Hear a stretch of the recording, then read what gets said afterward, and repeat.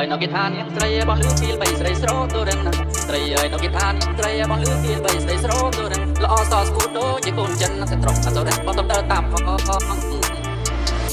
trai ơi nó bằng tôm tơ tạm cho giấy trong phàm tạm sống niềng giang trai ơi nó bằng tôm tơ tạm cho giấy trong phàm tạm sống niềng giang ôi niềng cười với chân thân phò cuộc niềng đang baoจะเกิดchia khiบอกเลยน้องพิธาบอกร้องมาท้าใจของอ่อนใหญ่ไม่บอกเลยน้องพิธาบอกร้องมาท้าใจของอ่อนใหญ่ไม่พอแย่ยอมน้องเรียงใจไม่เอาตาใหญ่เรียงนั่งแท้ตา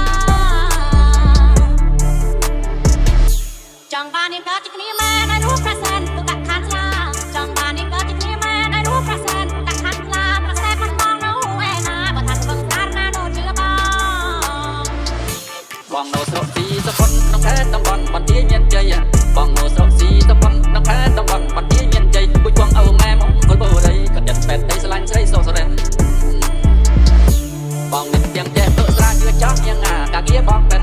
បងមិនទាំងចេះធ្វើស្រាជឿចោះយ៉ាងណាកាគៀបងពេនសុំស្រឡាញ់ស្រីស្រោសរិនណាបងងើមមានចាក់ទៅលីងស្រោបងបានเคยยังแต่មួយថ្ងៃមិនក៏ប្រត់ថ្ងៃមកថ្ងៃនាងយ៉ងបានเคยยังតែមួយថ្ងៃមិនក៏ប្រត់ថ្ងៃមកថ្ងៃនាងយ៉ងខ្ញុំមិនស្គាល់ជឿនោះណាចាត់បងតែថ្ងៃនាងយ៉ងនោះផងបាត់ណាបើបងបជាស្លាញ់ใจឲ្យបងទៅស្ដីទៅដល់ណែណា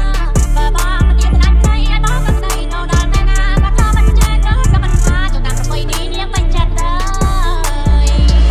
បងនៅស្រុកស៊ីសមុទ្រក្នុងខេត្តតំបន់បន្ទាយមានជ័យបងនៅស្រុកស៊ីសមុទ្រក្នុងខេត្តតំបន់បន្ទាយមានជ័យពុជបងឪម៉ែមកគល់បូរីក៏ចិត្តពេតដីស្រឡាញ់ស្រីសោសរិនបងមិនទាំងចេះធ្វើស្រាជាចោះយ៉ាងណាកាគៀបងពេនបងមិនទាំងចេះធ្វើស្រាជាចោះយ៉ាងណាកាគៀបងពេនសុំស្រឡាញ់ស្រីស្រោសរិនណាបងងើមជាចិត្តទៅលីងស្រោបង